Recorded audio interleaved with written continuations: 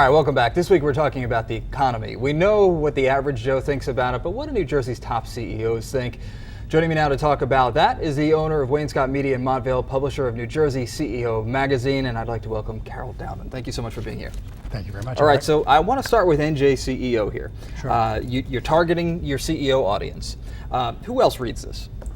C-level executives, CEOs and chief operating officers and chief financial officers, mainly people who either own a company or run a company for somebody else. So how many copies would you say you sell here? 15,000. 15,000. Okay, and noticing as I was thumbing through it that there's so many high-end things in here. Of course, you're targeting your CEO audience. This particular issue, you have a picture of a yacht on the front, and it's a company down in New Gretna you and I were talking about. Do you just pack the pages with everything high-end, basically? So whatever you think would attract. Well, the editorial is a mixture of some high-end things that are there partly just for fun. I think it's enjoyable for a CEO to read about things that are a little aspirational. We also do articles that are meant to be helpful and inspirational. We profile CEOs and their companies and do a fair amount of that. This yacht article that you referred to is a fascinating story about some people that we call the accidental yacht builders who got into it by happenstance and built a very successful company, went through some trying times, came back. It is truly an inspirational story for any CEO that has ever faced adversity. Now, you said obviously you speak to different CEOs in every issue, and this comes out quarterly, correct? Right now, we're going to increase the frequency next year to 6 times. All right, now I'd like you to speak as a CEO and tell me, give me your impressions on the state of New Jersey's economy right now. How has business been? Have you noticed any big changes in your particular business? Well, I think that New Jersey is struggling, as the whole nation is struggling now with the economy. I think that we're going to need to see the bottom of the collapse in real estate, or the softening in real estate, before the economy can really come surging back. I think that'll happen, but not this year. Best case, next year. Now, there was that recent Rutgers survey that actually predicted, I believe, 35,000 total job losses by the time the bounce back begins, and that's a pretty significant number. Yes. What do you think about that? We already have 14,000, more than 14,000 job losses since the beginning of the year in the state. And would you say that's affecting, have the CEOs that you've spoken to, or that your editors have spoken to, have they actually been talking about this or no? Absolutely. I think it's on everybody's mind now. It's a rough patch in the economy for sure. At the same time, I wrote an editor's memo at NJ CEO saying that I tend to view the glass as half full, and I think that the country has a remarkable record of coming through challenges in the last 10, 20, 30 years, so you pick a time frame. This time it's a little bit different, but I have every confidence that we will come roaring back sooner or later. All right, now I want to talk about some of the other magazines other than New Jersey CEO, because there are so many of them. 15 magazines now that Wainscot puts out. This is the first one. Here's Bergen. This is actually a different issue than I have right here. Talk about these different magazines a little bit and why you tailor them to the people you tailor them to. Well, we have several categories of magazines. We have Bergen, Health and Life, Middlesex, Monmouth, Morris, named for counties. Middlesex is on the screen right now. And so they're county specific. They're lifestyle and health magazines. And you mentioned Monmouth as well. Monmouth, okay. Yes. And we do those in partnership with hospitals. So with Monmouth Medical Center in St. Clair's and Morris County, St. Peter's University Hospital in Middlesex, and so on. So that's a family of magazines. We also have a couple of those in New York State, one in Rockland County, one in Westchester County. Now you also have these custom magazines, correct? We're growing in the custom publishing field, which enables corporate sponsors to outsource communications activities. There's Garmani.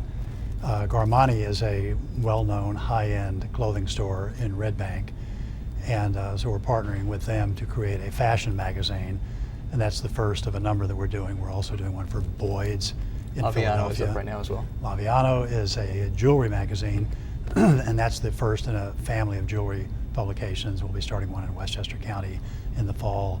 We're doing others in other parts of the country. We're going to become a national company as opposed to our origins as a regional company. Well, I guess the question would be, in a time when advertisers are really starting to pull back on their advertising dollars, and you hear about newspapers suffering, right? Everybody's suffering.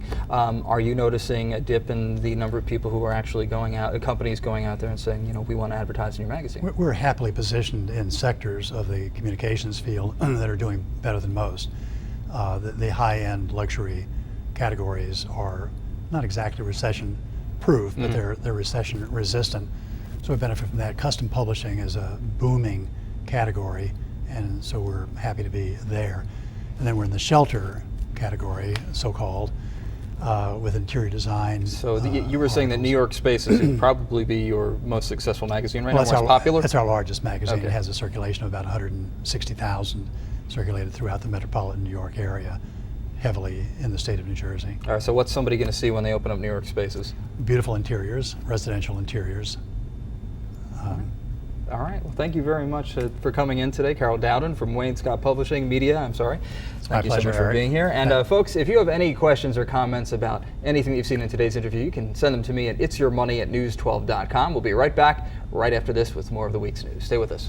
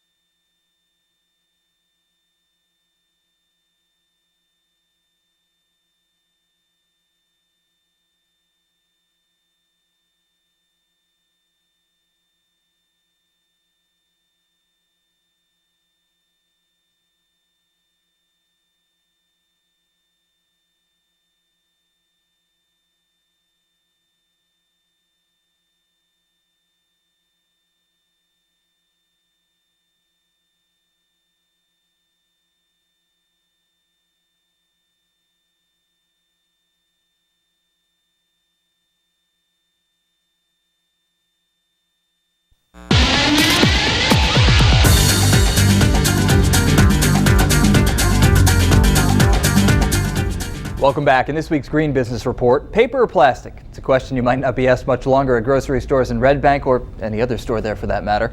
News 12 New Jersey's John Bathke tells us there's a move to outlaw plastic bags. All these plastic bags may be a thing of the past.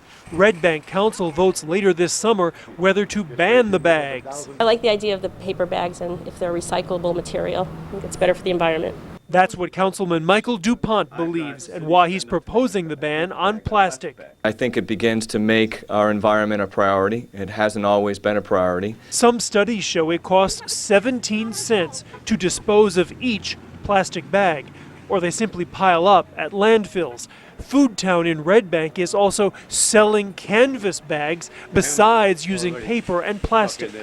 I think that if people just start buying bags like, cloth bags that they can carry their groceries in, it might make everything a lot easier. If it gets the okay from City Council, the ban would start the first of the year, but not everybody is happy about it. I think it's ridiculous. How come? You know what, this whole gold green thing is just a bunch of BS. I'm sorry, I can't stand it. It's a fad. I gotta go. I can't even stand talking about it. It makes me sick. Guess we know her answer to the paper or plastic question. In Red Bank, John Bathke, News 12 New Jersey. Now if it gets the go-ahead, the